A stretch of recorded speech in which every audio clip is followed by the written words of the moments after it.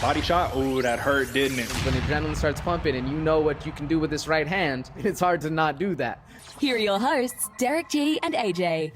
What's going on, folks? Welcome back to another episode of the Bloody Water Podcast. The moment has finally arrived. UFC 266. I feel like I've been counting down literally since UFC 265. Like the moments after, I was like, all right, man, the countdown begins, but we are finally here. We got two title fights on deck. We got Alexander Volkanovski, Alexander the Great, facing off against T-City, number 2 ranked Brian Ortega in the featherweight division. Should be a fun one. Valentina Shevchenko opens up as a minus 1,600 favorite in her women's flyweight title defense against lucky Lauren Murphy, number 3 in the division. It's going to be really, really fun, man. And, of course, to break it down with me is my co-host, the Santa Fe Bomber, the New Mexico native himself. What's going on, brother? How you doing? How's the week treat you, boss? Man, the week's going well, brother. Week's going well. It's cooling down a little bit here in Austin, man. It's a chilly 75 degrees. Sasha Bear's doing good. She's behind me snoring, so sorry if you can hear that. But man, life's doing well over here. How you doing, brother? I'm doing good, man. I've been in such anticipation for these fights. It feels like the week has flown by in terms of doing the preparation and all that good stuff that we got to do to break it down. I got to make this week count, man. I've had 3 rough weeks in a row, man. So definitely understand I've been doing my prep. I'm coming for you, dog. I'm coming for you. But listen, man, it's only 5 fights on the main card, so there's very little room for error this week. I did want to mention just really quickly, my man. I mean, I know you're a comedy fan. I know you like all that good stuff, man. I don't know if you know about Tom Segura and Your Mom's House podcast, man. One of my favorites. They just did the live taping in Austin, Texas, man, at the Paramount Theater. It was really, really funny thing, man. It's a whole culture of your Mom's House. So for the people who are listening at home who like comedy, and I know AJ, you're a fan, I definitely say in your own free time when you're not watching the fights and doing your own prep, man, just go check it out. Go type in YMH Your Mom's House, man, and go in, man. They're really celebrating the weirdness and the novelty of what Austin, Texas is, man. But with that being said, AJ, we got some really fun fights that aren't on the main card this week. You know what I mean? Not only do we got like the Nick Diaz versus Robbie Lawler, which is inserted in the main card, which nobody was expecting. That's really fun. But we got like Marlon Moraes versus the Machine, Modafferi, man. Dan Hooker got his visa to fight Nasrat Haqparast, whose mother did just, had that whole situation. So you need all, love sent over to that man, fighting with a very heavy heart this weekend. Shamil Abdurakhimov versus Chris Dawkis. The list goes on and on and on. I wanted to ask you, aside from the sleepers that we're about to bring up in a second, AJ, are there one of these prelims fights that just really stood out to you? We're like, how the hell is this not a main card bout, man? What is going on? Talk to me, brother.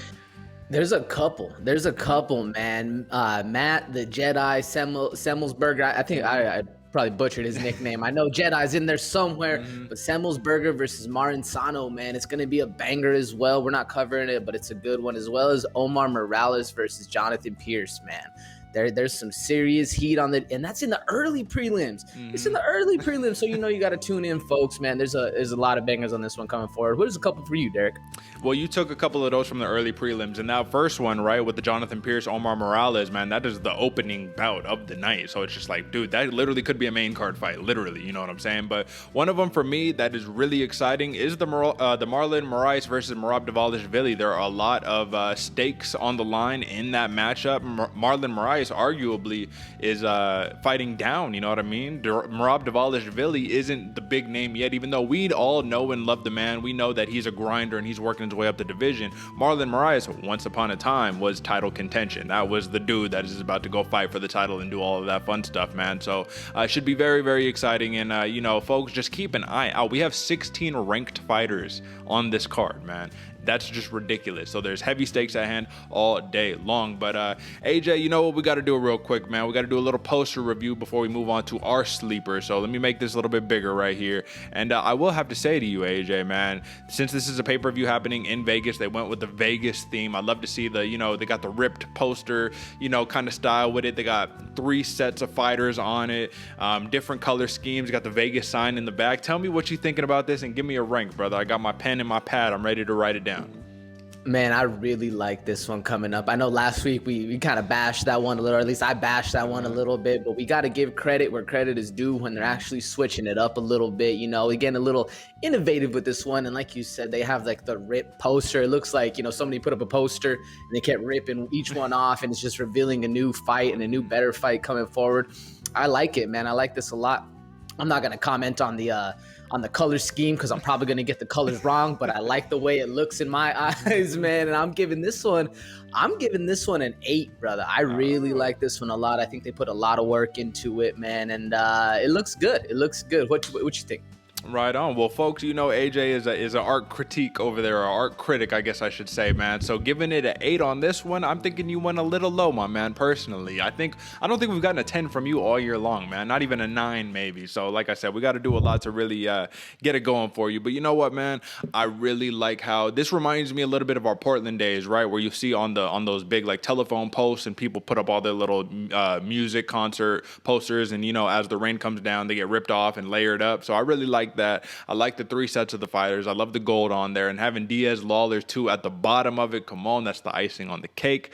Listen, man, this is the most creative one I've probably seen all year. Color scheme is the best. They got the whole entire background. They got the fade, the contrast. I'm giving it a 10. I'm giving it a 10. Why not? What are we talking about? This is probably my second 10 on the year. But like I said, man, I'm trying to get my hands on one of these posters, actually, believe it or not. I want to hang this up over here at the crib. I think it's that good of a poster. And come on, man, when you got Valentina Shevchenko on there, come on, you got to have that one up on the wall. That is arguably one of the greatest athletes of our generation, man or woman alive. You know what I'm saying? So, all right, folks, an 8 from AJ, a 10 from me. High marks this week for the poster for UFC 266. But with that being said, drop a like, subscribe, all that good stuff. If you like the content that we are putting out, you know, I go over my spiel each and every week, but let's move on. Let's get into some sleepers, brother. So it's time for some fight night.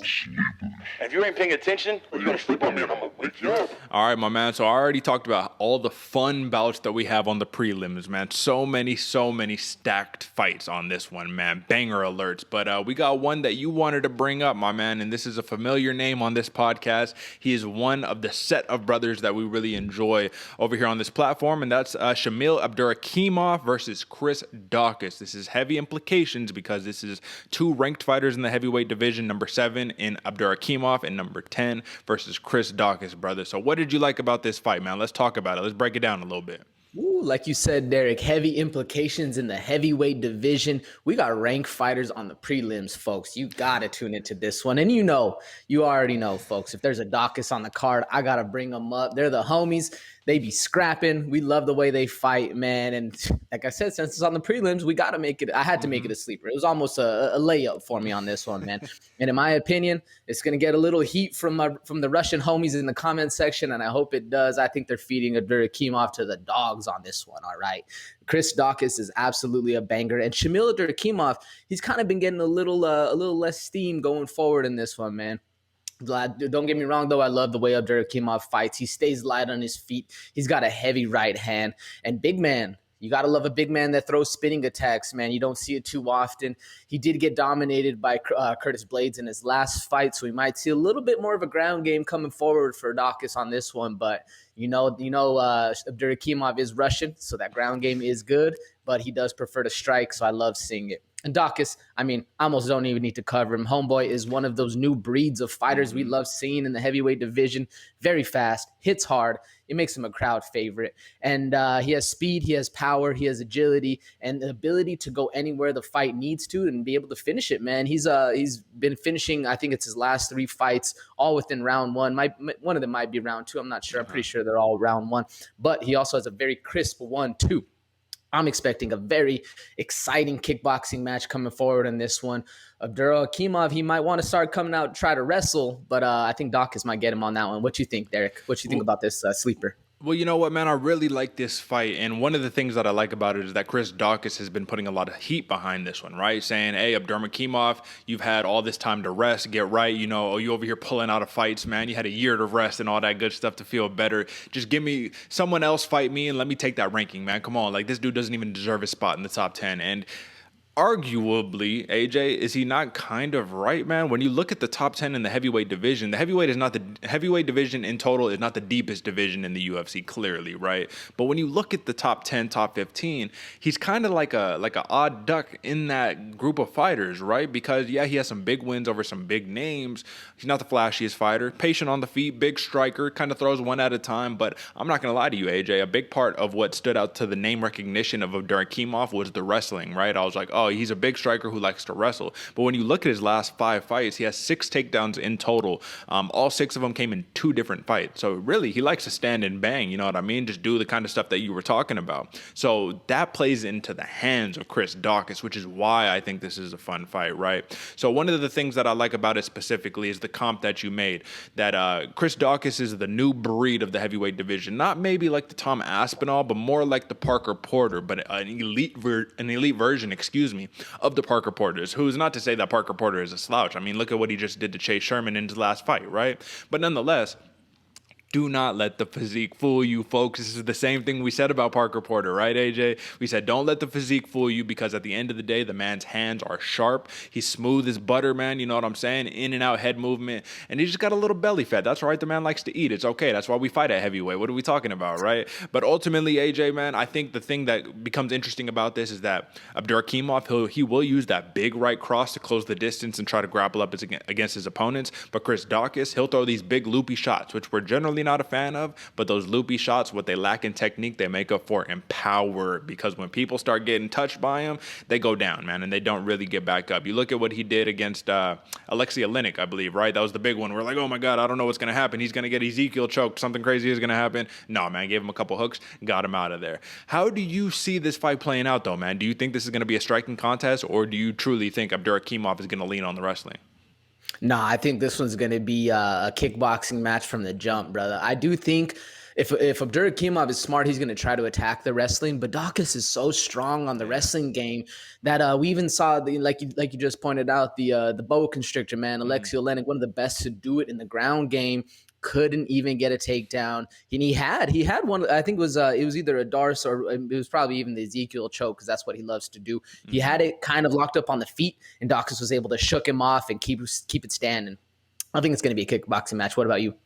You know what, man? I do think Abdurakimov is going to try to use that right hand to try to grapple him up and get him on the ground. That's really the only way right now that we know is like not necessarily a major weakness, but a way to negate the game plan of Chris Daukaus. Because if it's on the feet, man, I expect it to be basically the same thing against Oleinik, because Chris Daukaus just had one thing that he had to be aware of, right? It wasn't really the big striking. It was, I cannot let this man take me down. So I'm going to fight for dear life, literally. Like, that's what it looked like. He was just like, I'm going to do anything in my power to get away from you, get back onto the feet, and then we're rocking, man. And I'll tell you what, I don't know if he did have that Ezekiel choke locked up or even if what it was, but I'll tell you what, AJ, I just got locked up with an Ezekiel choke in class the other day, man. It is not fun. My esophagus still hurts from that joint, man. That's dangerous techniques right there. So now I'm kind of understanding why Oleinik had the success that he had. But, man, ultimately, I will say we got to be careful, because Chris Dawkis can't underestimate Abdurakimov's power and his accuracy. He has a very sharp left hook, man. It's very, very sharp. And I don't remember who it was. It was a couple fights ago, but he basically just, I think it was actually Chase Sherman. I think he just dropped him with a left hook a couple times, man, got him out of there. Literally just a knockout, one clean left hook. So this should be a really, really fun fight, man. Ultimately, big stakes in the heavyweight division, and the winner, regardless if it's Abdurakimov or it's Dawkis, probably gets a little bit of a boost. A bigger boost if you're Dawkis, smaller boost if you're Abdurakimov. But listen, man, one of these dudes got to fight Tom Aspinall in the near future, man. I'm just saying that. I'm just going to leave it at that one, man. So very, very fun one. You got anything else on that one, AJ? No, man, I'm very excited for this one, man. All right, right on, man. So the sleeper that I want to talk about, unfortunately, folks, this is an alternate, right? So I had Manon Fiorot facing off against Mayra Buena Silva, man. That was my sleeper. It got canceled. Somebody contracted COVID-19. We don't know who exactly it is. So speedy recovery. Hopefully this one could get rebooked. Not scheduled out different opponents, but rebooked, brought out again. Because Fiorot, man, she is a problem. If you don't know who Manon is, go check her out, man. I'm telling you, I've been singing her praises for a while. But I want to talk about another fight that's in the women's flyweight division. This is, listen, man, Roxanne Modafferi. We talk about her all the time. Fan favorite over here, 25-19 in her MMA career versus Taila Santos, 17-1 in her MMA career, AJ. And this is ultimate gatekeeper match once again, man. It feels like Modafferi, she's just in charge of keeping the young bucks in line, you know what I'm saying? And it's going to be a very tough outing, because I'll tell you what, AJ, this is a fun fight to me, because both of these people, they like to strike, right? Modafferi is more of I'm going to grapple, you fight my fight. fight, but guess what? Taila Santos got a lot of takedown defense, and we saw in her last fight against Montana De La Rosa, she can get you on the ground and keep you there. And we saw what Montana De La Rosa just literally did to Ariane Lipski, right? So it goes to show the level of grappling that they're at. I wanted to ask you this question, man. Do you think that this battle between these fighters, we know Santos is the big striker, Modafferi likes to grapple a little bit more. Do you think this becomes whoever can get the fight to the ground is going to become the winner? Because we know both of them at some point in the fight are probably going to go for it. What do you think? Yeah, that's exactly what I was thinking when I was breaking this fight down. Because Taila Santos, she has really, really good ground game, but so does Modafferi, man. And Modafferi is so like underrated and underassuming that you really don't think she's going to be doing much. But it's that exact aspect right there that makes her so dangerous, man. You kind of underestimate her just a little bit, and she's going to pop you in the face and start landing some elbows while she's smiling at you on Top Control, man. I love the Happy Warrior. She's I think both of these fighters are a crowd favorite in this one, or at least a fan favorite on this show. But I definitely think this one is going to be a lot more technical than a lot of people think it's going to be going forward in the future, man. What do you think, Derick? Well, I absolutely agree, man. I think Roxanne Modafferi is never an easy outing for anybody, man. Even though she looks unorthodox, she got the glasses, she looks like a nerd, reads comics, speaks Japanese, I believe, you know what I'm saying? But it's all love. That's why we enjoy her. That's why I like her so much, man. And I think that she is a very fun fighter to watch just because she can negate the styles of your favorite fighters, whether you think she can or not. I want to ask you this question, though, in terms of metrics, right? So Roxanne Modafferi has a lot more fights than Taila Santos, so that needs to be taken into consideration, especially more UFC fights. Modafferi overall in her UFC tenure has a 30% takedown defense and a 23% takedown accuracy. That might spell some problems for her because Taila Santos has an 85% takedown defense and an 80% takedown accuracy. So it's like, if her path is to get Santos on the ground, easier said than done. And we just saw, I believe it was, I don't remember who it was, man. It was one of Modafferi's last couple of fights, man, but she got taken down 4 times in that fight. Got beat up pretty bad, man. This was very recently. It was like last fight or the last 2 fights. So she's been alternating wins and losses, but I think that this should be a fun fight either way. In terms of those metrics, though, does that concern you for Modafferi's chances in this fight? It sounds like it off the jump, right? Mm-hmm. You know, you got 30% versus 80%, 25 versus 82, whatever the exact numbers were. It's right around there. But it's hard because it's like I'm trying to think of the word. I was trying to think of it in the little break we had right there, where it's the amount of like numbers, you know, the amount of metrics in there is just so, Modafferi has so many more fights that it's hard to have that number of takedowns or that number actually grow. Whereas Taila Santos, she has a little bit less, so the number seems a little bit higher. I forgot the exact word. It's like a sample size, know, right? It's like sample size. There's sample bias or whatever it is. So it does on the surface seem that way, but I think that's what makes Modafferi so dangerous is that by the sample size, she looks like, oh, you know, she's just an average gatekeeper, an average fighter, nothing like that. But you really get in the mix with her, and she's actually very, very dangerous. So I'd say it does matter a little bit to the on paper, but not necessarily as much when the punches start being thrown. What do you think? Yeah, no, I'm with you on that one, man. So basically, Modafferi just has more data points, right? Santos doesn't have as many data points, so it's just a little harder. The metrics seem a little bit skewed, and that's how numbers work, folks. That's just the name of the game, right? So I'll tell you what, man, you cannot be in Roxanne Modafferi's place, right? And let me just recall one more time. Modafferi currently, as we speak, is number 9 in the women's flyweight division. That means she's a top 10 fighter. You cannot be ranked for so long at the age that she is without being legit. There's nothing that is average about the Happy Warrior, Roxanne Modafferi. So I just wanted to put that out. Clearly, folks, we're big fans on this program, but at the end of the day, I think this is a fun fight that you need to tune into amid all of the other good fights that we have on there. Like I already said, Dan Hooker versus Nasrat Haqparast, right? Uros Medic versus Jalen Turner. That's going to be really fun. Nick Maximov, that's under the tutelage of Nate Diaz, right? That's his protege, is facing off against Carl Roberson, Baby K. Roberson, man. So it's going to be fun, man. Definitely tune in, folks. And with that being said, I think it's time, AJ. Let's hit a little main card action. You dig? Here's to another main card breakdown, courtesy of your hosts, Derick G and AJ. All right, folks, man. What about to kick off the main card? The pay-per-view portion of UFC 266 is a women's flyweight matchup between number 1 ranked Jessica Andrade, minus 280, versus the plus 225 comeback on number 5 ranked Cynthia Calvillo. Excuse me, folks. I do know how to talk, I promise. Listen, man, Bate Estaca, man, she's back. But I have to ask you a question, man. she has lost, let me see, she's 2-3 in her last 5, and she's still number 1 in the flyweight division, right? She lost her last fight, which was a title fight against Valentina Shevchenko. We saw how that worked out. But listen, man, it's very hard to beat Valentina Shevchenko, right? Because I think she only has 2 losses, and they're both to Amanda Nunes. So we'll just leave that where it's at, man. But for Cynthia Calvillo, man, she's been off for a while, coming off of a big loss to Caitlin Chukagian. She got shoulder surgery. She's back in the picture. I want to ask you a question, AJ. Do you remember the time, once upon a time, when Cynthia Calvillo was being hyped up by Dana White, when she was the next big thing? She was supposed to take over the women's flyweight division. Do you remember that? Oh, yeah. But it was a good couple years ago, though. That was the thing, man. Yeah. She really kind of fell off the map after. Exactly. So that's the big thing that I have here, man. It's like how so many of these fighters have their peak and their peak, and then they just kind of fall back off. She's still young, relatively young, man. She's 34 years old, right? So she's not like done and out. It's not like her career is over, and she's ranked very firmly at number 5. But she's fighting a young 29-year-old Jessica Andrade, who I think is more motivated more than ever after that loss to Valentina Shevchenko in her new home at women's flyweight, man. So we got the new versus the old, even though really Jessica Andrade, there's nothing new about her. She's been doing this for a long time. Former UFC strawweight champion, got the win over Rose Namajunas. Listen, man, the downfall in Andrade's fight against Valentina Shevchenko was the grappling. Cynthia Calvillo is arguably one of the best grapplers at 125. My question to you on this one, AJ, is do you think Cynthia Calvillo will be able to get this fight to the ground? Because we know she's one of the best to do it. Striking needs a little bit of work, but when she gets you to the ground, similar to Marina Rodriguez when that fight happened, man, she can keep you there nearly the whole round. What do you think? I think so. I think it's one of Cynthia Calvillo's strongest suits too. You know, one of her things is taking it down.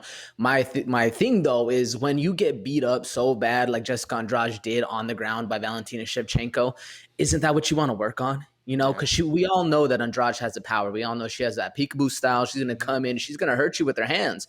But when you get controlled on the ground like that, isn't that what you go back to the mats and actually work on constantly? Especially, I forget the I might have it now. Whatever camp she's fighting out of, you know that was a main aspect of it. I think it's ATT, but I could be completely wrong with that one. For Andrade, it's Piranha Valley Tudo.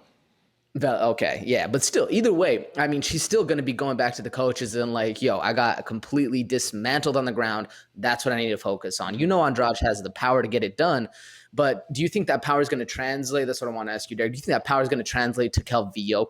We saw it against Caitlin Chukagian that she was able to hurt you real bad, but Andrade didn't really hurt Valentina Shevchenko that bad in the next fight. Do you think it was a fluke, or do you think that power actually translates and she's going to be able to stop the takedowns of Calvillo? Because I do think Calvillo is going to be working those takedowns a lot. Well, you know what, man? I do think that the power does translate absolutely for Jessica Andrade. I think the problem was Valentina Shevchenko put Andrade in a position where she couldn't use her power. Like, it was a very smart game plan, right? Clinched her up, took her back, got her on the mat, just kept her there, basically. When you watch the fight, man, and I just watched it back this morning again, that's just what I noticed. I was like, she didn't allow her to get off. She didn't allow Andrade to pressure her, get her back against the cage and do all of that stuff. If anything, Andrade, the one thing she was able to do just for a little bit was able to grab that clinch up on Valentino before ultimately getting taken down. Now, Cynthia Calvillo, her thing is that she, I think, is a little too accepting of getting put on the back foot, you know what I mean? And we know Andrade is going to do that all day long. So I think the power will be able to connect. I think the power will be able to resonate. And for Cynthia Calvillo, man, this is a big moment for a bounce back, man. When she fought Caitlin Chukagian, which I will admit, she is a very complex puzzle to solve. You know what I mean? She's a pressure fighter, but she's long, right? So she can keep her distance, but still get on your ass. Just like Neil Magny, right? In a way where he can kind of do that same game. So it's different. It's not going to be the same thing with Andrade. And that's where, I mean, ultimately the mistakes can take place because Andrade keeps her foot on the gas pedal, throwing big winging hooks, everything with power, body shots up to the top. Calvillo is a pretty technical striker. What are the odds of getting counterstruck in this fight, getting knocked out with just, a crisper right hand as she's just coming in with something good? Because Andrade has a good chin too. So what do you think? Yeah, that was actually the question I had for you as well, man. Does Cynthia Calvillo, the decision fighter that she's been lately, have the possibility to finish Andrade? I don't really know, man. Mm-hmm. And you made a good point that Cynthia Calvillo, she's accepting of being on the back foot. But I think in this one, that makes her a little bit more dangerous because if Andrade is being the bully that she likes to be, maintaining that pressure, keeping that pressure on you. And then Cynthia Calvillo is able to see one of those strikes coming, duck underneath, shoot that double leg and get her to the ground. I think that's a recipe for disaster if you're Andrade. She might need to be able to go back and forth, because I do think Cynthia Calvillo has the technique advantage. She's very technical. She's very poised in there when she's able to do her work, whereas Andrade has the power advantage. But at the same point, we are a machine, and you touch that button on a nice counter strike and Andrade is going to sleep. It could happen, but I'm giving it about a 20% chance. What do you think, Derick? You know what, man? I don't know if Calvillo has the power. You know what I mean? I just think she touches up her opponents, but I don't know if she has that power, right? And I think it could happen. Anything could happen, right? Anyone has a puncher's chance in the cage, you know what I'm saying? And she has 2-inch reach advantage. She's 2 inches taller, right? So that might play into an advantage. The thing I could see possibly is grabbing her up in a clinch and just kneeing her in the face, doing something like that. Chookagian had a little bit of success throwing knees up against Andrade, but Chookagian's a way taller opponent and all that good stuff, man. And that's the other point I wanted to note out against Chookagian. So Calvillo couldn't get the takedowns against the blonde fighter, right? But one of the reasons I think that was because the blonde fighter was able to manage her distance so well that she was able to see every time Calvillo was trying to shoot in for the takedown. Like you said, AJ, though, Andrade puts her head down and just starts winging the hooks and just gets taken down. You're not giving yourself enough space to be able to get your hips back and sprawl. So I think it could be a very complex challenge for this one. This is, I think, the odds. So let's talk about the odds real fast. Do you agree with plus 225 for Calvillo, man, or do you think this should be a little closer? I agree with these ones, especially because we haven't really seen Calvillo recently. I mean, I know she just fought Caitlin Chookagian, excuse me. But we just have so much recency bias towards Andrade that I definitely think Calvillo is the underdog on this one. Maybe not 225 underdog, maybe, around 150 or so, but still an underdog nonetheless. What do you think? I think it should be just a little bit closer, but then when I take a look at the last fives, then it kind of makes sense, right? For Andrade, last five: Valentina Shevchenko, Caitlin Chookagian, Rose Namajunas, Weili Zhang, Rose Namajunas, right? So those are split between strawweight and flyweight. For Cynthia Calvillo, Caitlin Chookagian, Jessica Ai, Marina Rodriguez, Courtney Casey, Poliana Botelho. Those are also a very tough five, but it's not the same. So the last thing before we get out of here, AJ, for this matchup and give our picks, is I want to talk about notable wins, right? Because even though Cynthia Calvillo only has, 12 fights in her MMA career, she came up fighting some legit fighters, right? Like, you know what I mean? She came up fighting the Jillian Robertsons, the Montana De La Rosas, the Joanne Calder-Woods, like I said, Poliana Botelho, Jessica Ai, you know what I mean? And she has a KO win over Montana De La Rosa, and she submitted Poliana Botelho, so I think that's very impressive, right? But for Jessica Andrade, I mean, come on, dude, we already talked. Rose Namajunas, right, got that win. Tisha Torres, Claudia Gadelha, Angela Hill, Joanne Calderwood, man. So it's just like, man, both of these fighters have such stacked resumes, but at the end of the day, man, we can see this fight on the feet, we can see it on the ground. Both of these fighters are good in both areas. Who do you have and why? Yeah, like you said, Derick, I think this one can go a multitude of ways. Who knows exactly how it's going to go? I think if it's a decision, Calvillo gets it. If it's a finish, it's Andrade. And for that, I'm going little Bota Azteca, Jessica Andrade with the KO round 2, man. I think it's going to be a fun fight either way. Who you got and why, Derick? You know what, man? This is a fighter where I'll tell you what, after I saw what she did to the blonde fighter, even though she lost to Valentina, man, I just think that the power, the pressure is a little too much. Her head movement, her distance management is very good. And let me pull a little souvenir out real fast, boys. All right, let's see if this picks up on the cam. You see that? You see who that is? That's Jessica Andrade, signed submission specialist, man. I don't care if it's on the feet, on the ground. It does not matter where it goes. Jessica Andrade, she is a BJJ black belt, the former UFC strawweight champion and a 4-time Fight of the Night winner, man. I think when it comes down to it, she knows what these pressure spots are. Cynthia Calvillo called Andrade out when they were actually both cornering their teammates at an Invicta fight, right? So Andrade is like, oh, you want to call me out? All right, let's dance. She's number 1 in the division for a reason. It's interesting, right, how you can move up from strawweight to flyweight and just immediately number 1. Bow, lose the title fight, still number 1. Why? Because you're a special athlete, man. So I'm going Jessica Andrade, and believe it or not, AJ, I'm going TKO round number 2, man. I do think that she will get the finish in this one, whether it's ground and pound or just hooks to the body, whatever it is, man. So it should be a very, very fun one, man, but I think we can move on to the next bout, man. All right, so listen, AJ, man, this is about where a lot of people wouldn't expect to see this, man. This is number 4 ranked Curtis Razor Blaydes as a minus 300 favorite against the plus 250 comeback, and number 6 ranked Biggie Boy, Jairzinho Rozenstruik, man. Big heavyweight contest, and these are both the, I mean, I don't want to call this like a loser bowl necessarily, right? But listen, Both of these dudes been knocked out by Francis Ngannou. Both of these dudes haven't been able to kind of like make it to the actual pinnacle, that top like 3. You know, I guess Curtis Blaydes is 4, but really that top 3, right? They're like the odd men out in there. However, they're way too good to be anything really further than number 6, right? So being top 6 at 265 in the world, come on, man, very impressive. But nonetheless, man, Curtis Blaydes coming off of a devastating uppercut knockout to Derick the Black Beast Lewis. Not looking good, man, but I think that he's put that one in the past. He's been at peace with it, and he's ready to fight Biggie Boy, another kickboxer. He's done it against Alistair Overeem, man. He's done it against Alexander Volkov, Junior Dos Santos, man. Heavyweight kickboxers, not really too much of an issue for Curtis Blaydes. Now, we know the kryptonite of Rozenstruik is being put on his back. He's a kickboxer after all, right? So minus 300 odds for Curtis Blaydes, pretty reasonable, right?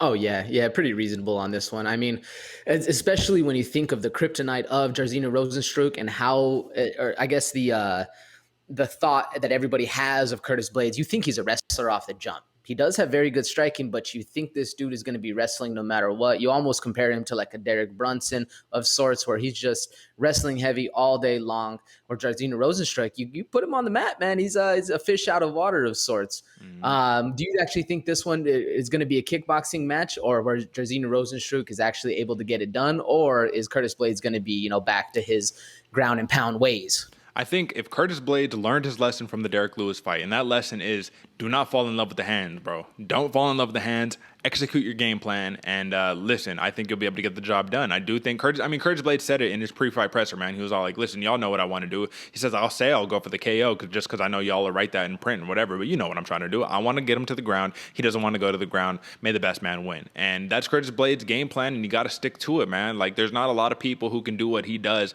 in the top 5 of the heavyweight division, really. They're all kind of kickboxers. You know what I'm saying? Stipe is the only one who probably had, like, really good wrestling, right? And now Francis Ngannou, the patient Francis, right? Something we haven't seen before from the man. We've only seen it from one fight.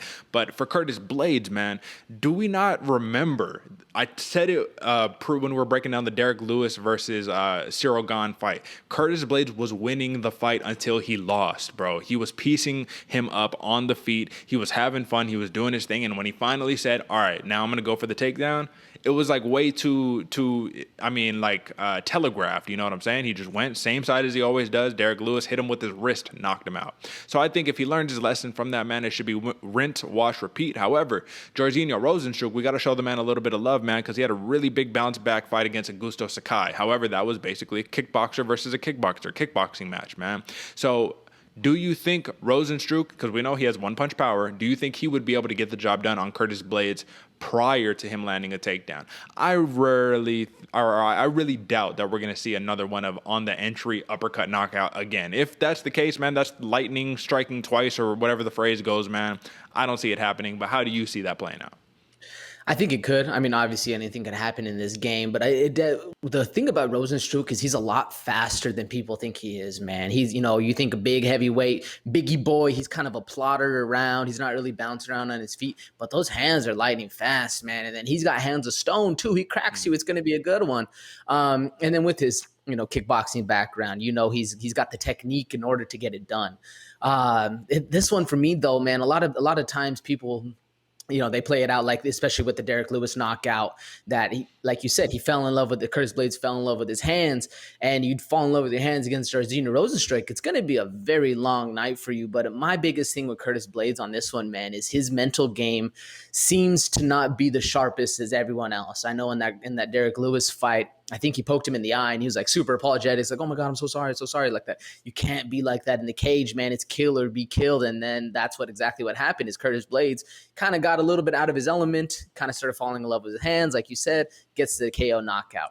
He does it again against Biggie Boy, who is very, very mean in there. Very mean, very fast. He's going to be a lights out again. So I think that's how it happens, man. Curtis Blaydes kind of gets in that mental game, kind of starts thinking about it, kind of not really in his element, kind of starts fighting Jairzinho's fight. That's where the KO happens. What do you think? Well, you know what, man? I want to push back a little bit on the temperament of Jairzinho Rozenstruik. I do agree he has a mean face in there, right? But he seems a little reserved to me in the cage, you know what I mean?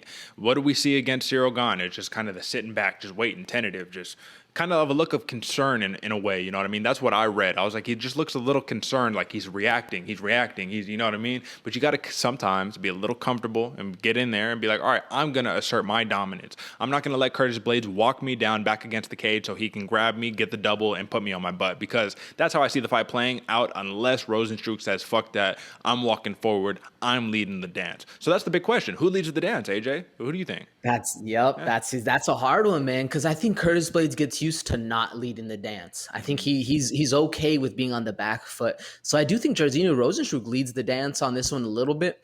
And, Curtis Blaydes is going to be pulling the classic wrestler thing where you're leading the dance, leading it till my back hits the cage, and then I'm shooting that double underneath. Mm-hmm. Or, like you said, he always classically shoots to that one, I think it's to his opponent's left side, if I'm not mistaken. But either way, I feel like Jairzinho Rozenstruik is going to be leading the dance, especially with his technique and prowess on the feet. Yeah. Well, you know what, man? I don't know. I don't really see it playing out that way, because I've seen Rozenstruik be comfortable on the back foot as well. He was against Cyril Gane, who didn't have that takedown threat really against him. And let's not forget, man, Curtis Blaydes, he currently leads the heavyweight division in takedowns landed by, like, not even by a close mark, man. It's by a ridiculous mark. He has 59 takedowns, number one in the heavyweight division amongst current fighters. Number two, if you had to guess, AJ, let's play. I want you to just take a guess on this. Out of the top five of the heavyweight division, who do you think of the top five fighters has the second most takedowns in the heavyweight division? Of the current top five right now? Yep. Ooh, I'd probably have to say Stipe. Very easy, right? Guess. It's Stipe, yeah. It is Stipe, but he has 25 takedowns, right? So not only has Curtis Blaydes doubled that, but he's got a little more plus double that, right? So that's what I'm talking about. When you have a dude with the NJC double A All-American, right? Come on, and Curtis Blaydes, a junior college national, All-American. Come on, what are we talking about? Like, this dude is legit. The wrestling is legit. The hands are legit. For Jairzinho Rozenstruik, man, he just got to come ready and he got to come prepared, man. It sucks because these are the matchups where we get on the big pay-per-view cards where I'm a big fan of both fighters. I don't want to see either fighter lose. But at the end of the day, man, when you have a wrestler and a BJJ blue belt, not the most impressive, but nonetheless, I mean, come on, you got jiu-jitsu acumen. When you got that versus just a dude who is basically just a kickboxer, come on, man. This is mixed martial arts. This is not kickboxing, right? So that's the name of the game that we play. Now, 4-1 is Curtis Blaydes in his last five, and arguably, if he would have got the win against Derrick Lewis, he would have been fighting for the title next. Maybe. He probably would have been the odd man out because of the John Jones situation. But Jairzinho Rozenstruik, he hasn't really come that close, right? Do you think he's really come close to the title shot? I think he's come close to being able to fight for like a number one contender, but not a title shot, right? Yeah, I agree with that sentiment wholeheartedly. If he would have beat Cyril Gane, and then again, had again a number one contender fight. Not really necessarily. He doesn't have the pull or the draw, especially in the long term. He's very, very what it's saying, like a flash in the pan. Jairzinho Rozenstruik really hit the scene and kind of looked really good, but not necessarily had the longevity that needs to be fighting for the title. Gotcha. So last thing that I want to ask on this one, man, is this is just very telling to me. Out of Biggie Boy's 12 career wins, 11 of them have come via knockout. 1 of them have come via decision. So basically, if he's not knocking you out, he's kind of not winning, right? Now, Curtis Blaydes, as a wrestler, right, of his 14 wins, 10 via knockout, 4 via decision. He can do both. It's all good. Neither fighter have any submission wins. Neither fighter have been submitted. So when it comes down to it, AJ, man, the odds are, and obviously the odds are already clearly in favor of Curtis Blaydes, but just the odds when we talk about these type of metrics, for Jairzinho Rozenstruik to live and die by the knockout, it kind of spells your own kind of losses in a way, right? So yeah, it really does. Yeah, man. With that being said, at the end of the day, let's give our picks, man. Who do you got and why?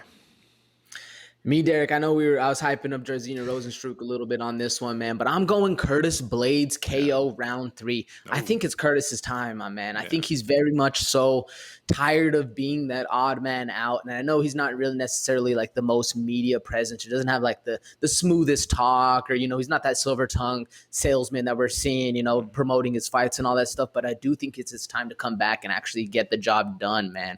He's been looking good. He was, like you said, he was winning the fight against Derrick Lewis until he wasn't.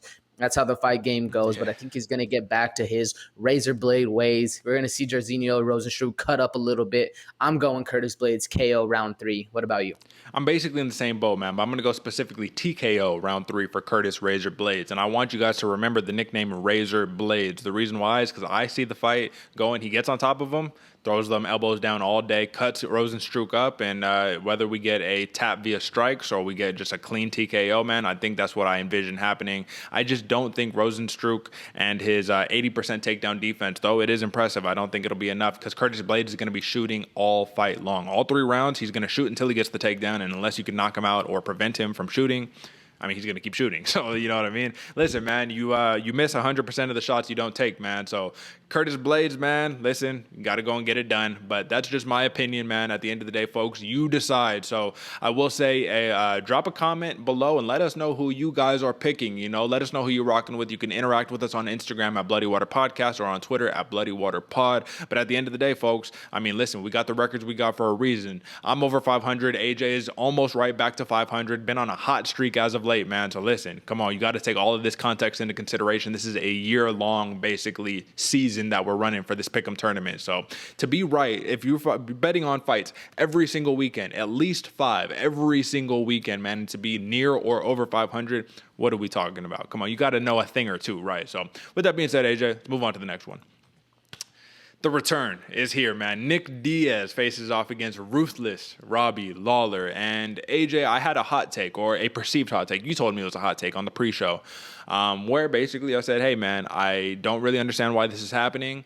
This fight shouldn't take place. Nick Diaz doesn't need to be fighting at 38 years old. I think Robbie Lawler is even older at 39 years old. And hearing Nick Diaz's pre-fight interview was even more alarming and telling. AJ, in summary, I don't know if you caught it or not, but in summary, he basically says, hey, man, like, I don't know why this fight's taking place. I don't love fighting. He's never loved fighting, so that's nothing new. More or less, Nick Diaz has said, like, I just do this because the people around me won't let me stop fighting. And that was very sad in one way, and that was highlighting the point that I was making to you as to why I don't think that he should be fighting. I don't think his heart is in it. It kind of shows. What was your take from the interview, and what is your take on this fight leading up? A 38 and a 39-year-old fighting a UFC sanctioned bout, a 5-round non-title bout at 185 pounds. AJ, what are your take on this? Well, I said it was a hot take in the last show, Derick, and then I agreed with it more, man. I felt exactly when your heart's not in it and you're swinging for your life in there, man. It's a sad thought to see when somebody else is being pressured into a fight. That's like one of the biggest things. Hot take right here. I think everybody needs to have a bully in their life so that they can understand how to overcome aspects. But one of the most frustrating things is when somebody's fighting somebody that doesn't want to fight. You know what I'm saying?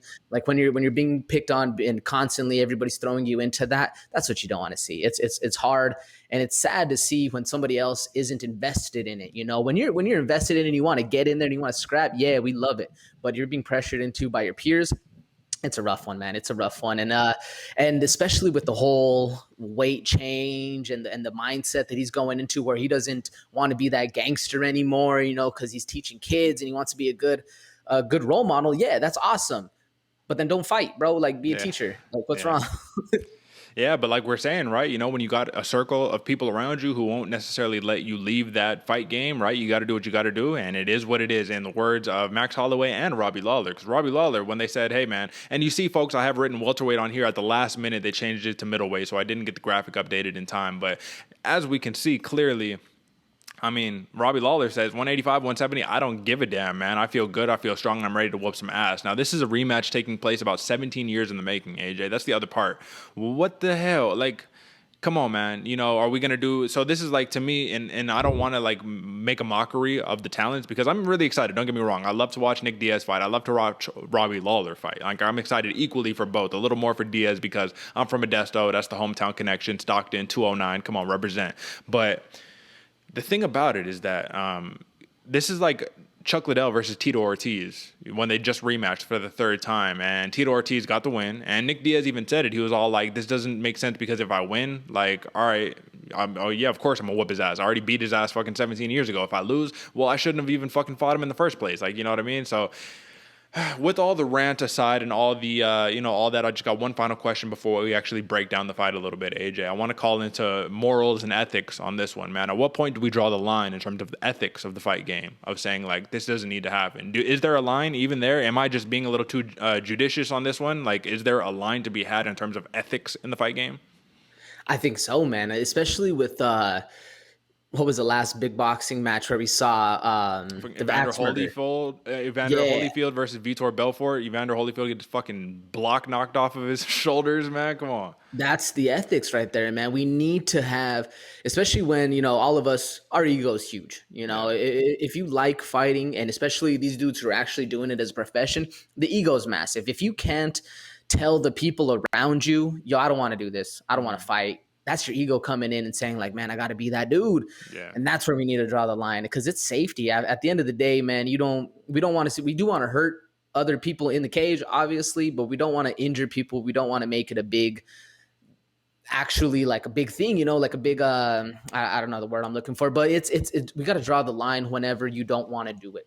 Yeah. Or when it's going to, a safety issue like we saw in the Evander Holyfield fight, man. It's a rough one. Yeah, I absolutely agree with you. But when it comes down to the actual fight, because it is taking place, whether we like it or not, man, -110, -110 apiece. That tells me, AJ, that the odds makers are basically saying, I don't know what the fuck is about to happen, bro. Like, we haven't seen Nick Diaz fight in 6 years. His last fight was versus Anderson Silva, where he lost 49-46 and 50-45 times 2, man. It was not a good showing for Nick Diaz. That is the infamous fight where he laid down on the cage, and people memed that thing up, man, where he was just making a mockery out of Anderson Silva while Anderson Silva was just fighting his fight, teeing off on Nick Diaz, man. He's fun. He's a talker, all that good stuff. And I don't think Robbie Lawler is going to allow that, man, because Robbie Lawler, even though he's ranked number 15 in the welterweight division, undeservingly, you know what I'm trying to say, folks. I don't think he deserves it personally, man. He's been very inactive, and if we're being honest about it, man, he's lost 4 fights in a row. So to be in the top 15, I think that's based off of what you have done as opposed to what you're currently doing. Listen, no disrespect to Robbie Lawler, man. This dude's a former 170-pound champion. This dude is legit one of my favorite fighters to watch growing up, and he's still a pressure fighter to this day, AJ, man. In his last fight against Neil Magny, even though he lost that one very decisively, I think he lost it because Neil Magny says, all right, if there's one place I can't allow Robbie Lawler to have me, that's my back against the cage while he's pressuring me, trying to throw bombs at me. So what am I going to do? I'm going to grapple him up, and I'm not going to let him fight that fight. Do you think Nick Diaz can do that to Robbie Lawler? It's hard to say because we haven't seen Nick Diaz in how many years, 6 years, so yeah, so and we have seen Robbie Lawler do it. We have seen Robbie Lawler maintain that pressure. We've seen him even in his 39 years of age. He's not the ripest of fighters, but he has been losing it. Especially I think the only fight that we can kind of give him a little bit of credit for was the Ben Askren fight. I think that one got called a little early, but other than that, those last 3, the other 3 that he's lost, he's pretty decisively lost those fights. And like you said, undeservingly, he's still ranked number 15. Man, that might just be because there's no one else really to fill those slots yet anyway. Sure. Do I think Nick Diaz can control Robbie Lawler against the cage? I don't think so, man. And I guess time will only tell. But maybe when they were fighting younger, it could have been. But Nick Diaz has never really been that guy. He's been the fighter of death by 1,000 touches. You know what I'm saying? He's that samurai style where he's just going to piece you up, keep hitting you, and break you down mentally. That's why I love the Diaz fighters, because they're a mental warfare kind of team. I don't necessarily know if that's going to happen against Robbie Lawler, man. He's especially the cool, calm, composed Robbie Lawler we've been seeing as of late. When, like you said, on the press fighter, he's like, yeah, whatever. It is what it is. I'm good. We're going to be scrapping, whatever. I don't think he's going to get in that mental attitude of Nick Diaz, where I think that's where the Diaz brothers shine, man. What do you think? Well, I know Nate Diaz, he can get up off the couch and he can have a miraculous performance, right? But even though he's been very inactive in his last 5 years of fighting, he's been a lot more active than Nick Diaz. And let's not get it twisted, man. Nick Diaz got a 5-year suspension for smoking marijuana, man, for testing positive for marijuana. Completely egregious, outrageous, nonsensical today, right? Back then, a lot of people were like, oh, yeah, of course. Fucking nonsense, man, because he was a pioneer of being a dude smoking weed and shit and popularizing it before it was popular like that. So I got to put Nick Diaz and Wiz Khalifa kind of in the same boat for just like pioneering the popularity of smoking marijuana and being able to do things that athletes do, like do triathlons, full-length triathlons, and, all the fun stuff that the Diaz brothers do. But we know Diaz is going to be in shape. He always is in shape. That's part of the lifestyle. That's what he does. But listen, man, when I saw him throwing punches just for like the little promo camera shot, man, it looked like Chuck Liddell when he was doing his stuff, man. It did not look good. I'm not excited to see this performance because I think Robbie Lawler, training out of San Stanford MMA, man. He's around young, sharp killers. His main training partner right now is Jason Jackson out of Bellator, who, if you don't know, he just got a big win over Neiman Gracie, man. This was a very, very big win, and Neiman Gracie just knocked out his opponent in his last fight. So I'm saying, like, you got high-level athletes that he's competing with day in and day out, being the OG that's still able to hang with the young bucks, man. I think Robbie Lawler is going to put it on Nick Diaz, AJ, if I have to do this premonition correctly, unfortunately. But I will have to say the thing that I hope gets brought out is the third-degree BJJ black belt under Cesar Gracie that Nick Diaz has, man. We can't forget, this dude is a BJJ, I mean, what do you want to call it, man? Expert. He's, like I said, third-degree black belt under the Gracie lineage. So I know we said that's not normally what we see, but Robbie Lawler maybe getting a little reckless. I don't know. Nick Diaz grabbing a guillotine, just trying to get him out of there, grab the triangle, something. Are we seeing T-City from Nick Diaz this week? You know what I mean? I don't know. I don't really have too much to say on this one, man, besides some notable wins, which include BJ Penn, Frank Shamrock, Paul Daly, Gleason Tibau, and Robbie Lawler for Nick Diaz. And for Robbie Lawler, Carlos Condit, Johnny Hendricks, Matt Brown, Rory McDonald ×2, and Josh Koscheck. Clearly two legends of the game, two dudes who are going to be in the Hall of Fame. Give me your pick, AJ, and why. Yeah, two legends of the game, and both, the -110 on the odds, man. This one's a hard one to pick. Personally, I'm worried about the layoff. I'm worried about Diaz and the fact that he's he's been training, he's been getting it done, he's been in the gym, but there's something in his mentality that says he doesn't necessarily want to fight. When you have other people doing it, it's very worrisome. Although, all that being said, I felt it was sacrilege not to go with the Diaz brothers on this one, man. I'm going Nick Diaz, decision win. I know it's a 5-rounder, and I think that might add to the fact, and maybe we'll see some Brazilian Jiu-Jitsu come out of Nick Diaz. I'm hoping for something miraculous. I'm going a little against the grain on this one and kind of putting my pick up there in the air for this one, man. I'm going Nick Diaz by decision. What about you, Derick? I'm with you, man, and I agree. It is sacrilegious for me not to pick Nick Diaz. I am from the 209, man. I know all the people is at home rooting for the man, and like I said, because I care about, he's had such an inspiration for me as a child in my childhood growing up and whatnot. I don't want to see the man fighting at all right now. So I got to pick for Robbie Lawler, man, because at the end of the day, I think that this is what happens when you don't have people around you who are able to hit the brakes and be like, hey, I care about you. Don't do this, right? Nate Diaz, he's like, listen, man, you're my big brother. Nick Diaz Army, do whatever you need to do. But I don't see a future in the middleweight or welterweight division for Nick Diaz currently, really for Robbie Lawler either. So Robbie Lawler, decision win, man. I think it'll be fun. I think it'll be a lot of talking, man. Let's not forget, before Kevin Holland, Nick Diaz is the original big mouth, man. Don't forget, people. What are we talking about, man? So I got Robbie Lawler by decision. Should be a good one, man, but I don't got much else to say on that. So let's move on to the co-main event, AJ. Listen, the queen, Valentina Shevchenko, man, opened up as a -1,600 favorite against number 3 ranked lucky Lauren Murphy at +850 comeback. I'm not going to lie to you, AJ. I put $25 on Lauren Murphy at these odds just because. Just why not? It's +850. Why not? Let's see what happens. Worst case scenario, a miracle happens. She is lucky after all, and I get a nice little payday. But at the end of the day, I'm ready to lose those $25, man, because Valentina Shevchenko, who has, I believe, 5 consecutive UFC title defenses in the women's flyweight division, master of sport in taekwondo, master of sport in boxing, master of sport in judo, has been practicing martial arts for 28 consecutive years. It's going to be a tough and tall task for Lauren Murphy. But at the end of the day, man, we do need to break down this fight. So what I have to ask you off of the bat, AJ, is, has Valentina Shevchenko ultimately become the Amanda Nunes of her division, where she's cleaned out the entire division so much that people are trying to hype up Lauren Murphy as a potential contender? Or do you think Lauren Murphy is truly a contender for Valentina Shevchenko more than Jessica Andrade was in her last fight? What do you think? I don't think so, man. I think Valentina Shevchenko has become, like you said, the GOAT of the division at the time, and has really become that Amanda Nunes status where it's kind of hard, even the odd bakers, man, -1,600. God damn, that's a tall mound to task. And I don't really give Lauren Murphy that much of a shot, man. In her last fight against Joanna Calderwood, it wasn't a dominant win, even though it should have been. Even though JoJo, Lauren Murphy should have really put it to Calderwood. She really didn't get it done that decisively. It was a split decision win. Some people had it going for JoJo, others had it for going lucky for lucky Lauren Murphy. But it didn't make me excited. When I was breaking down the fight, when I was watching that last fight of hers against Lauren Murphy's last fight, it didn't make me excited to see her up against Shevchenko, man. I definitely think we're going to be getting a one of those little Russian dances at the end from Shevchenko going forward.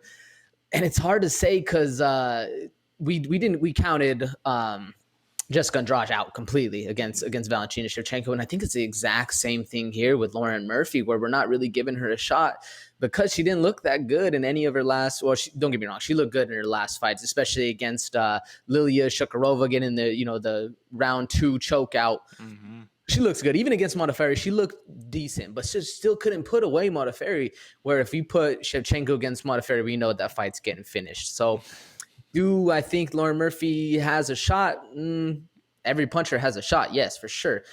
Is it as close as we think it's going to be? No, I don't think so, man. I think Lauren Murphy's kind of getting fed to the dogs on this one. What do you think? Well, listen, man, I think that Lauren Murphy is an underdog in this one. I think she rightfully so should be. But I think that this could be a little similar to the Juliana Pena fight, where Lauren Murphy, I would not be surprised to see her win a round. I would not be surprised. And the reason why is because the thing that I think she does best, man, is her grappling, dude. She's strong, and I think she's bigger than Shevchenko. You know what I mean? I haven't seen them really like face-to-face line up, sizing each other up, but I think she could pull off a miraculous, I won the round 1 just by smothering my opponent for that, and then Valentina Shevchenko adjusts and does what she needs to do. So I wanted to ask you on that, what do you think Lauren Murphy does best? It has to be the wrestling, right? Mm-hmm. Especially the one spot where she did control Calderwood in the last fight was in the wrestling. Yeah. She looked very, very dominant on that ground game, but I don't know, man. Valentina Shevchenko, I think everybody underestimated her when she was fighting Jennifer Maia, and Jennifer Maia was able to get a little ground game going. But then we saw what she did to Andrade. And don't get me wrong, Andrade isn't the best on the ground. But I do think Shevchenko out wrestles her in this one going forward. What were you gonna say? Well, that's what I didn't mean Juliana Pena. I meant Jessica Maia. Jennifer Maia. Jennifer Maia. Jennifer Maia. There we go. All these fucking names and whatnot. It was Jennifer Maia, right? It wasn't that the crazy one, though. She won, I think, the first round, and people went fucking crazy, and they were like, oh, my God, Valentina Shevchenko's washed. She's not the GOAT. Won one round, bro. You know what I mean? And then what happens?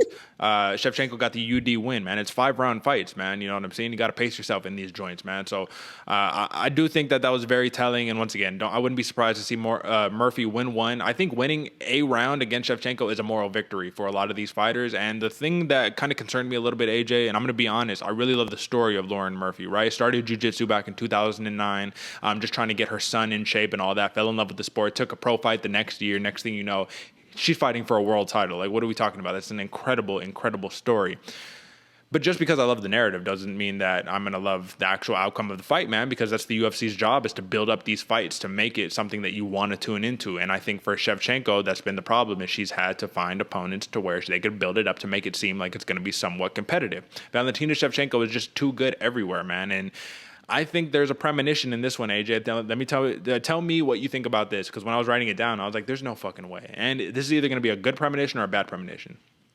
So as it stands right now, but it's September 23rd, we're recording this for Valentina Shevchenko, right? 7 knockouts on her record, 7 submissions on her record, 7 decisions on her record. She is currently on a 7-fight win streak, AJ. That's not 3 sevens, but 4 sevens, right? So either something really bad is about to happen or something really good is about to happen, depending on what you believe, and if you even believe in coincidence or you believe in, you know what I mean, the numbers lining up, the universe. Tell me what you think of that, AJ. And lucky number 7, she's fighting lucky Lauren Murphy. Yeah, exactly. There's a lot. If you're a suspicious person, if you're one of those that really tunes into it, you might want to throw some money on that plus 850 on there. And one more, the fight's taking place in Vegas. Come on, dog. Like, yo, it's all lining up, literally, man. So, like, I don't know what to make of that, folks. You take that for what it's worth. But I will just say, man, that's 5 sevens then, basically, right? No, actually, that's 6 sevens, because we got the 7-7-7 win streak fighting lucky Lauren Murphy. We'll consider that a 7, and it's in Vegas. That's the 5th 7, man. Come on.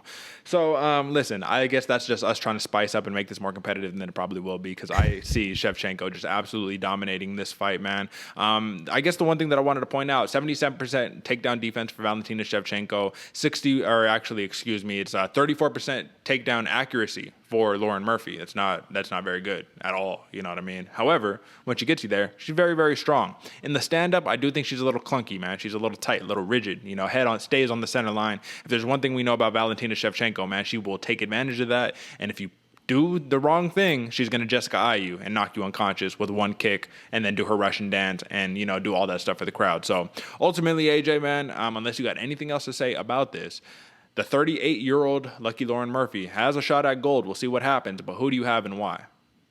Yeah, the 38-year-old Lucky Lauren Murphy, that luck, it might run out. Who knows, though, man? Isn't it crazy that we think it's a moral victory to win one round? It's like Kevin Holland, where the moral victory was to stop a takedown. Like, that's crazy to me. That being said, regardless, I do think this is going to be an entertaining fight if you're a Shevchenko fan. I think I'm going Shevchenko KO, TKO round 2. I do think Lauren Murphy will make it out of the first round, but I think that's about it. Shevchenko's dominant. Not much you can say. We're going to be seeing the tap dance in the middle of the ring. I don't even know the name of it. I should get the name of it, but we're going to see Shev do her thing. What do you got there? Well, you know what, man? I'm going to give Lucky Lauren Murphy a little more credit because she's tough, man. If there's one thing we know about her, she's tough. I always say you never want to call a fighter tough. If I was a fighter, I would not want to be called tough because that just means I get hit too much.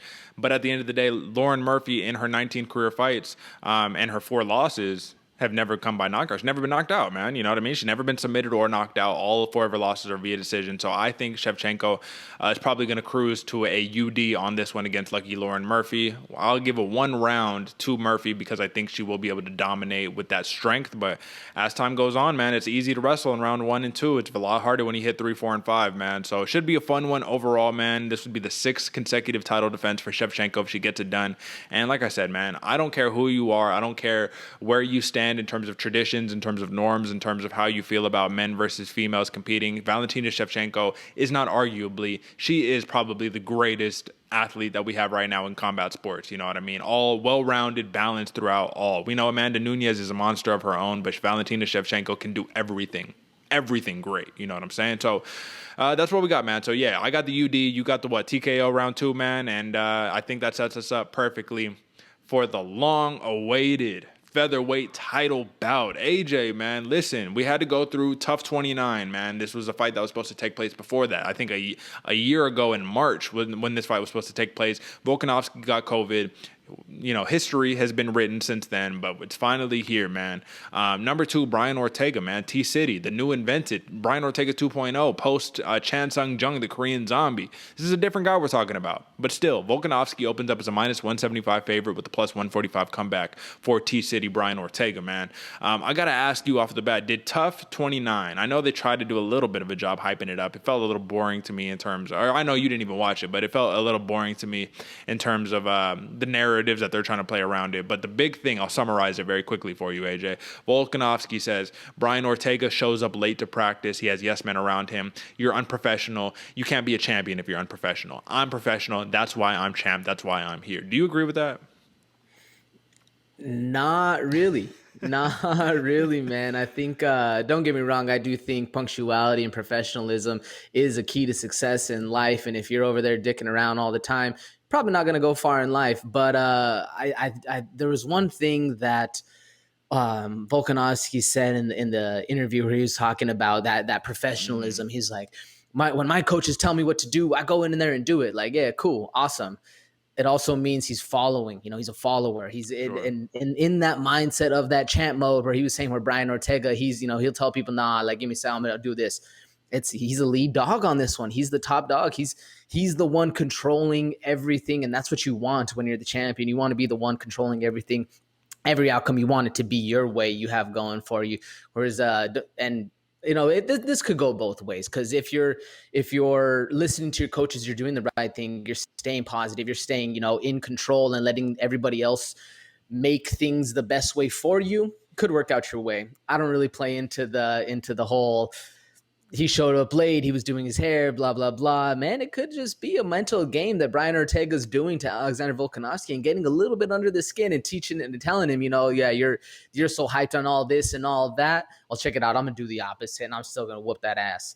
Do you put a lot of weight on the whole professionalism and all that aspect? Well, listen, man. I mean, we worked together for a while. I think, if there's one thing about me, I show up early. I'm always, you know what I mean, like 5 minutes, 10 minutes early, because if you on time, you late. That's just how it goes in my book. I'm a very punctual person. Part of that is due to anxiety and things of that nature. But at the end of the day, man, I do think it counts for a lot in terms of building character. Now, does it determine your success in life? Nah, I don't think so, personally. You know what I mean? Because, listen, you're not showing up at a corporate office gig, man. This is the fight game. You do whatever the fuck you want. Like, that's what it comes down to. And I will tell you, since I've been rolling jiu-jitsu, man, having like real Brazilians over here at the gym and whatnot, listen, man, some people, they run on Brazil time. Like, it is what it is for us too. You know what I mean? Like, they show up a little late, but they come hard every single day that they're there. They come hard, they come prepared, and they come ready to go, man. You know what I mean? These brown belts, these black belts might come, 10, 15, 20 minutes into training, 30 minutes into training. But when they come, they're giving you everything they got. They're showing up, man. So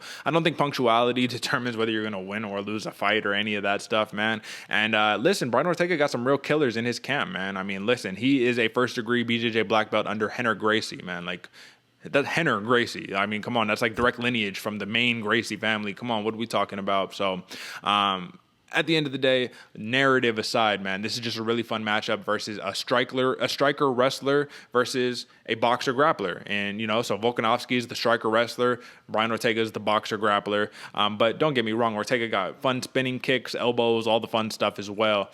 And I think that what's been really apparent is that T-City has evolved from T-City. I feel like people don't really call him T-City anymore. Now he's just Brian Ortega 2.0, because you don't just think, oh, he has to get you to the ground and submit you to win. No, he could knock you out, man. He literally uppercutted Frankie Edgar into oblivion. I think that was like the first time Frankie Edgar had ever been knocked out, right?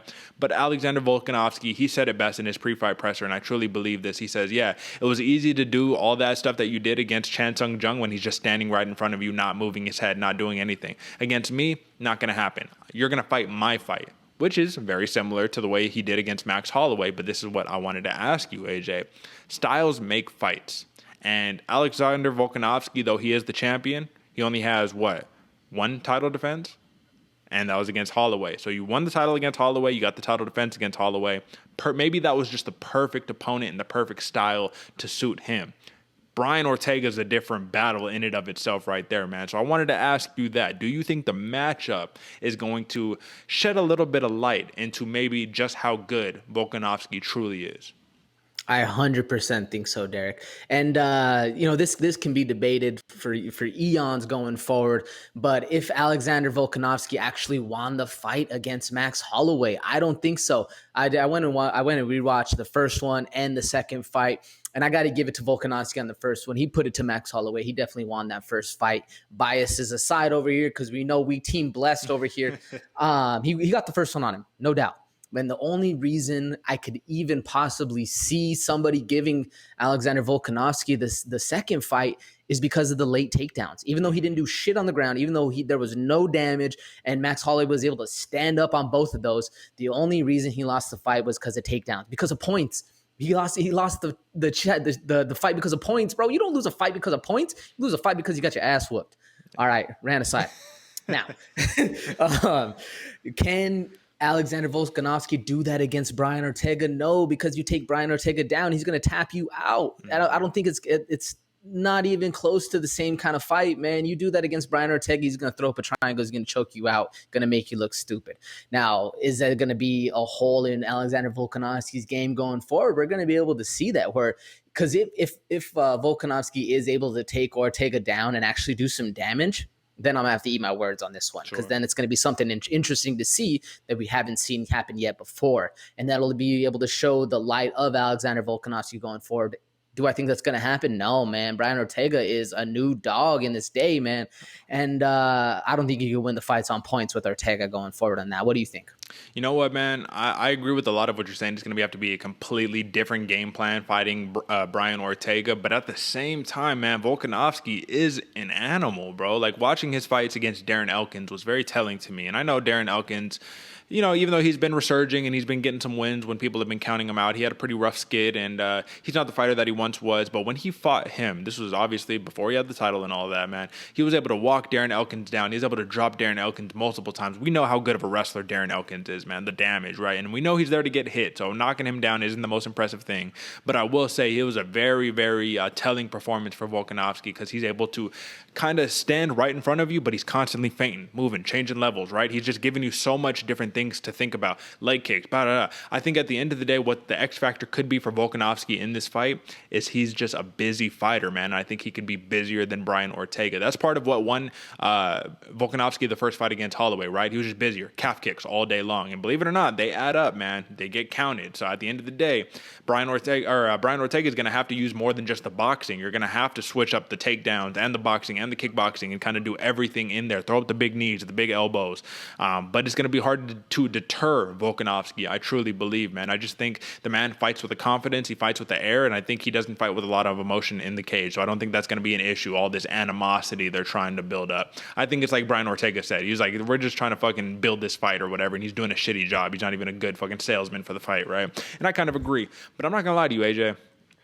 With the narrative specifically, Volkanovski's grown on me a little bit, man. You know what I mean? He seems focused. He seems like he's ready to go. And that's what I love, is the dude who's just focused on the task at hand. You need that to be a champion, to remain a champion when everyone, you know what I mean? You got a target on your back. Everybody's coming for you. But let's talk about last fives real quick, man. And you just tell me what stacks up to what. For Volkanovski, we got Max Holloway twice, Jose Aldo, Chad Mendes, and Darren Elkins. It's pretty damn tough for our last five. For Brian Ortega, Chan Sung Jung, Max Holloway, Frankie Edgar, Cub Swanson, and Hanato Moicano, man. The only loss came to Max Holloway. That was the only one. That was a TKO round 4. But the other ones are very, very impressive, man. Which one's more impressive to you? They're both extremely impressive. And I think you have to go Volkanovski on this one, just because it's all 5 dubs with little asterisks right there. If you think he actually got that dub on Max Holloway on the last one. But what does it for me, what pushes it over the edge for me for Volkanovski is that Chad Mendes fight. Yeah. Man, he absolutely put it to Chad Mendes. If you know anything about Chad Money Mendes, he's a hard man to put out, and he dropped him in round 2, man. That's the craziest thing. And Volkanovski, he has grown on me as a fan. Like I said, I'm team blessed over here, but Volkanovski has done a lot to actually make it, you know, make himself a staple in the division. I know he's a champ, so obviously he's a staple, but in everybody's minds, he's also very, very dangerous. You know, he likes to be the bully. And what I like about it, you said it before, he stays composed. Even if he's getting, you know, the fight put to him, he stays very composed, and he's very methodical in there, you know. And, you know, I would agree. Brian Ortega does have a lot of very, very hard wins. Hanato Moicano, Cub Swanson, Frankie Edgar. Those are all very killers in there, man. Very dangerous people in the fight. But I'd probably give it to Volkanovski. What do you think? Yeah, man, I'd agree with you, just because, I mean, you look at it, it's 2 of the arguably the greatest champions in featherweight division, right? With Aldo and Holloway. And then you got Chad Mendes, a former title challenger, and Darren Elkins was just, come on, man. Darren Elkins is the damage, right? However, we're talking about champion and Max Holloway and Frankie Edgar for T-City, right? And then Chan Sung Jung, I mean, he's basically right there at the press, at the cusp of being championship talent. Cub Swanson and Hanato Moicano, yeah. And when we're talking, but that's really it for Brian Ortega when we're talking about notable wins, right? When we're talking about Volkanovski, you still also have, I guess that's it too, man. You have Shane Young. I guess not very impressive, right? So, you know what, man, there's a lot to be said. I do think that they're not at the pinnacle, either of these fighters. I think they got a long way to go still, and they're going to have bigger and badder names on their resume. But at the end of the day, AJ, Volkanovski's a little busier, man. 6 significant strikes landed per minute at a 55% clip. For Volkanovski, about 4 at a 40% clip for Ortega, man. How does that make you feel? I mean, the numbers play out correctly, because you definitely think Volkanovski is a lot busier. And that's one of the big things he likes to do. He likes to be the bully. You know, he likes to be the pressure fighter. He likes to be the one controlling the octagon. Do you think he's going to be able to get that done against Brian Ortega? Do you think he's going to be able to walk Brian Ortega down and be the bully? Because in the last fight with Brian Ortega man, he was the one doing that. He was a bully to Chan Sung Jung, which normally Chan Sung Jung is the one walking you down and doing all that. What do you think? Well, Ortega has the one thing that we always love, right? It's the thing that we love against, like, Ronnie Yaya, for an example, right? You can walk forward with reckless abandon, because it's like, yeah, take me down, please, dude. Let me lock up this triangle real fast, dude. Please, welcome to my world, you know what I'm saying? So it's like, it's going to be a really interesting challenge that I think Volkanovski has the skills to be able to solve, but I think this is gonna be a really close fight. I don't think this is gonna be very definitive one way or the other personally, unless someone gets just an early submission or a knockout or something like that, right? But if it goes to decision, I think we're gonna be talking about either split or very like someone lost by 1 round, you know what I'm saying? Something like that, right? I wanted to ask you lastly, man, because it seems to me like you're not even really thinking about it, but this is something that I think that Volkanovski's submission game is very underrated, man. Very underrated. He has a really good standing guillotine, man. Like really the guillotine is like the main bread and butter. He only has 3 subs on his record in total, right? Never been submitted himself. His only loss has come via knockout, only once, right? But I saw him try to lock that up multiple times against the damaged Darren Elkins, and I'm not sure if he got one against Holloway, man, but it's just something where they're coming up on you and he just slips that thing underneath, either to kind of like distract you and get away or to actually try to lock it up, man. So he's a brown belt, man. Do you take that into consideration in this fight? I would a little bit if he was taller than Brian Ortega, because if you got a tall guy locking up a guillotine on you, it's almost impossible to get out of it. But he's 5'6", 5'8". You know, it's not really. You got a little man trying to hit a guillotine on you. You could basically just pick him up with your own head. You know, so no, I don't really play into the whole Volkanovski's talent on the ground, especially you're going against Brian Ortega. I think there's levels to that game, and Brian Ortega is miles ahead going forward on that one. I definitely think. As far as the show goes, though, one of the cruxes I think of Brian Ortega's game is Volkanovski's a better coach, man. He has a better mentality of the game, and he has better people around him that are kind of thinking about other things that he's not necessarily thinking about. Where that's a pro to Volkanovski. He's able to let those people do their job and get a better idea going into the fight. Where Brian Ortega, he's amazing. He himself, he's an amazing coach, but the people around him aren't necessarily the top tier in all aspects. Don't get me wrong. They're very top tier going forward. But there was a couple times in the show where I was in, and like you said, I barely watched it. I watched a little bit of that show, but I didn't watch the whole episodes. But there was a time where Brian Ortega's coach was telling the guy, like, knee him in the knee, knee him in the leg, knee him in the leg. And the fighter was like, okay. And just drop that dude. So I think that comes into play a little bit more in this fight than a lot of people are letting on. You know, I think the coaching of both sides is going to be coming to a factor in this one. What do you think? I agree with you, man, because if things are correct in my notes, I have Volkanovski fighting out of Freestyle Fighting Gym and City Kickboxing, and we already know that there's a lot of talent over there. But for Brian Ortega, I have him fighting out of Black House / Black Belt Surfing Team. I have no idea what this Black Belt Surfing Team is, but I know Black House is a very, very good gym. I believe Jason House is the guy that is running the gym over there, and Mackenzie Dern, she fought over there. There's a lot of it's a gym specifically. It's a private gym for like professional fighters. It's not just like a gym you could just walk into and be like, hey, let me sign up. No, you got to be legit to be in this gym. So I think he's got good people around him, man. Let's not forget, dude, T-City has 1 loss. Both of these fighters have 1 loss each, right? T-City was the next hot big thing. He loses to Max Holloway. All that steam went away. Now he's back. And let's not forget, the man is dangerous. But Volkanovski, man, 19-fight win streak. That's kind of unparalleled at this game, right? I think the last person to have a streak that was like that was Weili Zhang, and hers was probably like 20-something, right? 20, 21, something like that, right? So should be a fun one, man. And believe it or not, Volkanovski actually has a slight reach advantage, 2 inches, man, 71-69, man. So kind of weird how the shorter fighter has the reach advantage, but nonetheless. Alexander the Great versus T-City, Brian Ortega, man. And still or and new, man. You tell me. Man, I'm going and new. Jeez. Brian Ortega all day, but I think it's going to go to a decision on this one, man. I think we're going to see a very close fight. It's going to be very back and forth, a lot closer than Brian Ortega would like it. But I think the styles make the match on this one, man. Volkanovski cannot depend on getting a takedown for scoring the points on this one. Yeah. If he does get that takedown, Brian Ortega is going to be working that ground game, man. And unlike in the Max Holloway fight where Max Holloway tried to stand it up again, I think the reason why he lost the fight was at the end of round 5. He tried to go for a takedown himself. Volkanovski turned it around and got the win on that one. You know, all credit to Volkanovski, but I don't think Brian Ortega is going to be playing that game, man. I think if he gets it to the ground, it's going to be game over. Like I said, I'm going T-City by decision. Brian Ortega, who you got and why? I'm going Alexander Volkanovski. I'm going and still on this one. And the reason why is, don't get me wrong, I am a big T-City fan. I've been a fan of him way before he was in the picture of like, yo, this man could be fighting for a title.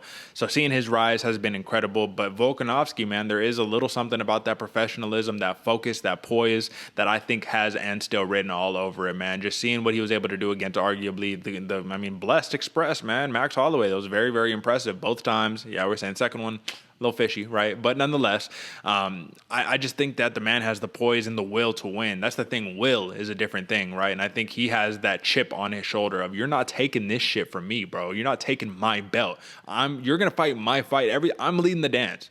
That's what it's coming down to. No ifs, ands, or buts. I'm leading the dance. And for that reason, I do think it'll be a decision fest as well, man. UD for Alexander Volkanovski or a split decision, either way. And I think that will probably set up. Hopefully, we get the Max Holloway versus Jairzinho Rodriguez. That sets up, so we get the third fight for Volkanovski versus Holloway, hopefully. But I will also say this, man. The last thing in terms of the wrestling. I'm always a fan, right? Because I think that we give a little too much credit to the jiu-jitsu guys. This is an MMA fight. If a wrestler can get on top of you, get into half guard specifically, and just smother you, ground and pound you, there's not much you can do if you're a jiu-jitsu guy if you cannot establish your guard. So that's the main thing that I want to point out. Brian Ortega is a different level. This is a different caliber of jiu-jitsu guy that we're talking about, right? But that's just the thing that we need to take into consideration. It's not like if Volkanovski goes to the ground with Ortega, he's immediately done. He's a really good wrestler, you know what I'm saying? So he stands a chance. So just putting that out there, folks. But at the end of the day, the line is close for a reason, man. This can go either way. And if I was you folks, I'm not going to say do whatever, but plus 145 for Brian Ortega, that's kind of sweet, man. I kind of like that, man. So throw a little value on there because to me, this should be closer to that Nick Diaz, Robbie Lawler pick'em style. Brian Ortega is a very unique threat to Alexander Volkanovski in this one. So I'm going UD Volk. You're going UD Ortega, man. May the best man win, folks. So that is the main card breakdown. If you like the picks, if you like the breakdown, drop a like, subscribe, rate us 5 stars on Apple Podcasts or wherever you get your podcasts at. And just tell your friends, you know what I mean? Let them know about the pod. Let them know where they can get the greatest picks for the greatest MMA show in town. You already know what I'm talking about, AJ. And we got one last piece of business before we get out of here, brother. We need to establish the fight of the night. So we got a lot to choose from. We already talked about, once again, I'm going to say for the millionth time, how stacked this card is, how many different ways you can go. And I wouldn't be surprised to see the fight of the night on the prelims, to be honest with you. But you tell me, man, who is your pick for fight of the night for UFC 266? Well, like you said, Derick, I would not be surprised to see a fight of the night on the prelims, and that's exactly where I'm going. I'm going Marlon Moraes versus Merab Dvalishvili, man. I think that's going to be an absolute scrapper of a fight. It's going to go, it might go the distance. Somebody might get knocked out, but I think this one's going to be fight of the night. It's got two machines going absolutely to war. It's going to be a lot of fun. Who's your fight of the night pick? So I got one that I just feel like it's a super sleeper, especially because, yeah, they're big names, but this second guy isn't the biggest of names. But if you watched him fight, the dude is a killer. I said he was fighting with a heavy heart earlier, man. I'm going Dan Hooker versus Nasrat Haqparast, man. Dan Hooker is the big name. He's the long, lanky dude who is a blood and guts fighter who wants to come for it. And especially since getting starched by Michael Chandler in a round, he's coming for some violence. But Nasrat Haqparast is arguably one of the best boxers in the lightweight division, dude. This dude's hands are so crisp. He is Kelvin Gastelum 2.0 in terms of the look, man. They are twins. But I think that he got better hands than Kelvin Gastelum, man. I think his boxing is unparalleled, unmatched in the division, and it should just be a really, really fun fight that I do not see hitting the floor, man. I see this being a blood and gut stand-up matchup, fight of the night, folks. If not, performance bonus, either one, but listen, don't count them out for that one. So all right, man, that's it. That is the breakdown, big dog. So listen, we got a lot to talk about come Monday for the post show because, like I said, there are 16 ranked fighters on this card. That means a lot of people are moving up and a lot of people are going to be moving down. That is the name of the fight game. This is a 50-50 game. I already gave you the spiels. Drop a like, subscribe, all the fun stuff, man. We still a little over 200 followers, subscribers on YouTube. So just keep clicking the subscribe button somewhere over here, right there. You dig? You already know what time it is. AJ, it's been a pleasure. It's been an honor, brother. And unless you got anything else for the people, man, do you? Oh, man, no, just you've already said the best way, Derick, man. Hit us with that subscribe button. We love the comments, even if it's negative over there. We interact. Let us know what you think, man. And that's the biggest thing. Tell your homies, tell their friends. We got the best MMA show in the game, and we just got to get people on it and let them know. The biggest thing we need is just a little bit more publicity. So help your boys out because you already know we got the talent over here. We got the technique, and we got the research to back it, man. So go ahead and hit us with the subscribe. rate us on Apple Podcasts, do the whole thing, help your homies out, all right? Listen, man, I couldn't have said it better myself. So, all right, folks, that's it for us this week. Tune in on Mondays and Fridays at 8 a.m., man. We'll be back with the post show. Until next time, folks, peace.